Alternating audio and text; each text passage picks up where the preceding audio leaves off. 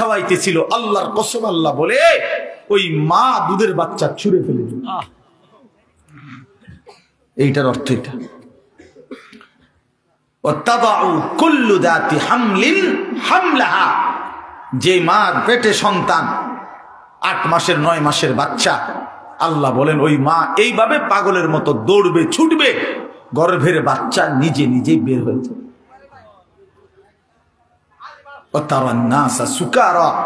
আল্লাহ বলে সবগুলো মানুষ পাগলের মতো মাতালের মতো হয়ে যাবে, মাতাল হয়ে যাবে, মাতাল।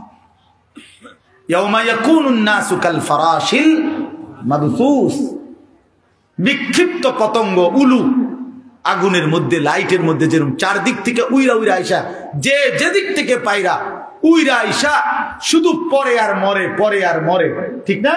আল্লাহ কোরআনে বলছে ইসরাফিল ফু দিলে এই কোটি কোটি মানুষ যে যেদিকে পারে ছুটাছুটি করে পড়বে মরবে, পড়বে মরবে। যে যেখানে পড়বে উষ্টা খাইয়া দৌড়াইয়া হাঁফাইয়া ওইখানেই মরতে দেরি নিচে পৌঁছে যাবে কবরে। কারণ এখন দাফন করার কেউ নাই, এখন আর দাফন করবে কেউ? কে দাফন করবে? সব তো দৌড়তেছে।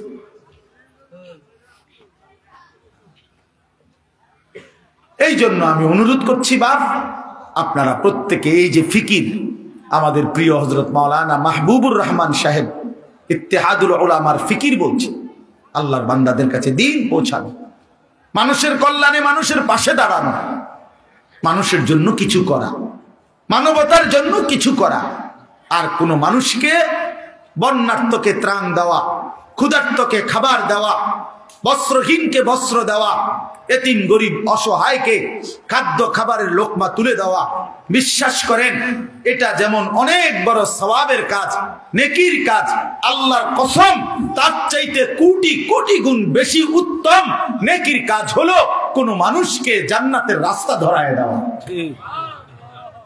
আলোর পথ দেখায় দেওয়া, আখিরাতের রাস্তা বলে দেওয়া, জাহান্নাম থেকে বাঁচার ফিকির করে দেওয়া। এটা বড় খেদমত। নবী সাল্লাল্লাহু আলাইহি সাল্লাম বলেন ফাওয়াল্লাহি লা আন ইয়াহদিয়াল্লাহু বিকা রাজুলান ওয়াহিদান খায়রুন লাকা মিন হুমুরিন নাআম। নবী সাল্লাল্লাহু আলাইহি সাল্লাম বলেন আল্লাহর কসম, তোমার দ্বারা একজন ব্যক্তি, রাজুলান ওয়াহিদান, একটি ব্যক্তি আল্লাহর পথ পেয়ে যাওয়া গোটা আরবের সমস্ত দামি উট তোমাকে হাদিয়া দেওয়া তার চাইতে বেশি উত্তম। রাসূলুল্লাহ সাল্লাল্লাহু আলাইহি সাল্লাম বলছেন, এজন্য এই মাহফিলের মাকসাদ এটা, আপনাদের জিন্দেগি বদলানো। কারো একজনের কলিজার মধ্যে একটা লোকও যদি, একটা ছেলে, একটা যুবক, সে যদি বুঝে যে আহারে আসলে তো আমার ফজরের নামাজ পড়া দরকার, আমি তো মুসলমান, আমি তো মুসলমান, আমি তো ঈমানদার, আমার তো আখিরাত আছে, আমি তো মরতেই হবে। আল্লাহ তাআলা আমাদের সবাইকে বুঝ দান করেন, আল্লাহ তাআলা আমাদেরকে উত্তম ভাবে কবুল করে নেন। প্রিয় ভাই, চলেন এই অল্প একটু কোরআনুল কারীমের 30 নম্বর পারা 89 নম্বর সূরা, সূরাটার নাম হচ্ছে ফজর। ফজর, আমরা যে ফজরের নামাজ পড়ি ভোরবেলা, এই ফজরের ওয়াক্ত, এই সূরার নাম এটা ফজর। এই সূরার ছোট্ট সূরা, এটা 30টা আয়াত, এর মধ্যে আমি শেষের 10 আয়াত 21 থেকে 30 তেলাওয়াত করেছি। ইনশাআল্লাহ অল্প একটু সময় আর এই আয়াতগুলোর তরজমা এবং সামান্য 2-4টা কথা আর পেশ করতে চাই। সূরাটার নাম হচ্ছে ফজর। 5 ওয়াক্ত নামাজের মধ্যে ফজরের ওয়াক্ত, এই ভোর অত্যন্ত গুরুত্বপূর্ণ। ফজরের নামাজ বহুতই দামি নামাজ। প্রিয় ভাই, একটু মনোযোগ দিয়ে শোনো, সবার কাছে অনুরোধ করছি, বিশেষ করে নওজোয়ান ছেলেরা, তোমরা শোনো ভাই, নিজের জীবনের কদর করে শোনো, তোমার ভালোর জন্য বলছি ভাইয়া।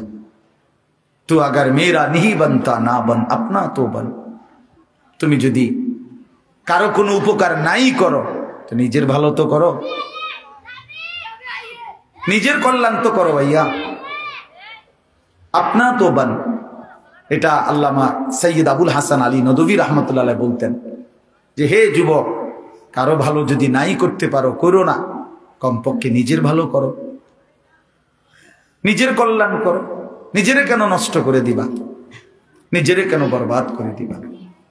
সারা রাত তোমরা যারা না মোবাইলে ছবি দেখো, নাচ গান দেখো, প্রিয় ভাই শেষ পর্যন্ত কোথায় গিয়ে থামবা?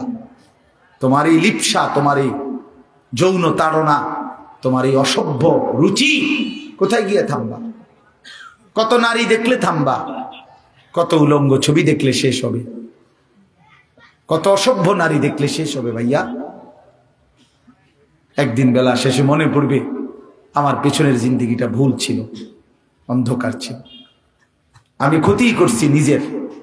শারীরিক সক্ষমতা দুনিয়াতেও নষ্ট হবে, আখিরাতটাও বরবাদ হবে।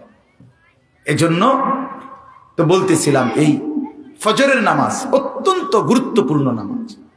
কোরআন শরীফে আছে, আল্লাহ তাআলা সরাসরি বলছে এই ওয়াল ফজর, এই সূরার প্রথম আয়াত ওয়াল ফজর, আল্লাহ বলছে বান্দা আমি আল্লাহ কসম করছি ফজরের ওয়াক্ত।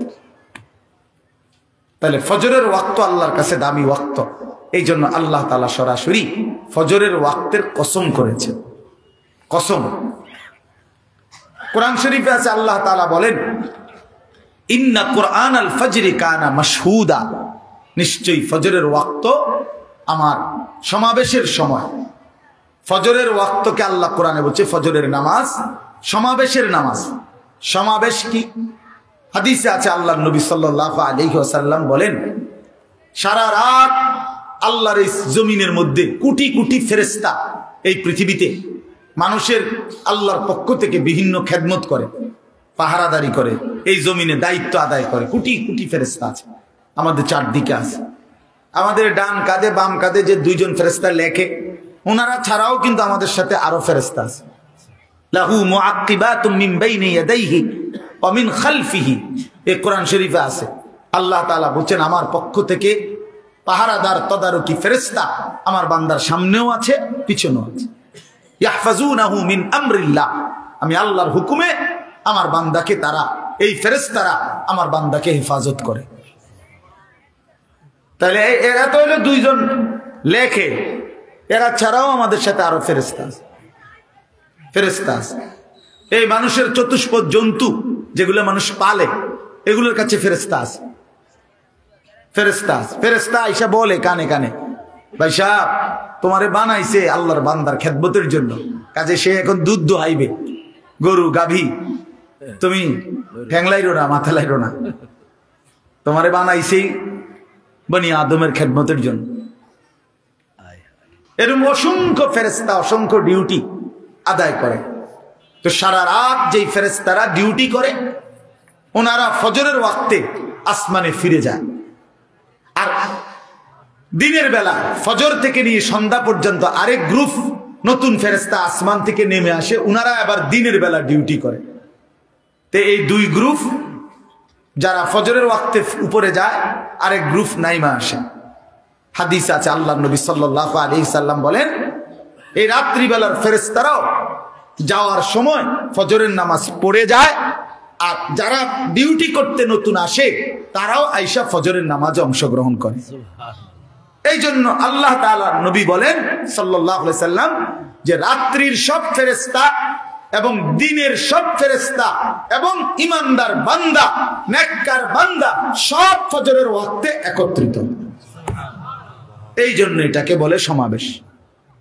সমাবেশ এই জন্য আল্লাহ তাআলা বলেন ফজরের ওয়াক্তে আমার ফেরেশতা আর আমার ঈমানদার বান্দা একত্রিত হয়, এটাকে ফজরের ওয়াক্তের গুরুত্ব। এই জন্য আমি দুইটা কথা বলি।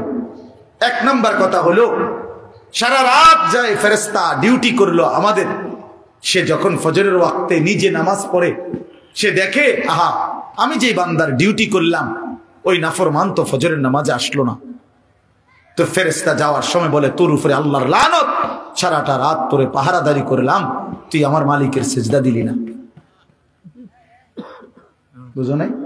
আবার ওই যে দিনের বেলা সারাদিন যে ফেরেশতারা ডিউটি করবে ওরাও যখন আইসা ফজরের নামাজ পড়ে তো ওই আইসা দেখে নাফরমান ঘুমায়, তো তখন এই ফেরেশতারা বলে তোর উপরে আল্লাহর গজব পড়ুক, তোরে আমি কি ডিউটি করবো, তুই বেঈমান তো নামাজই পড়ো না।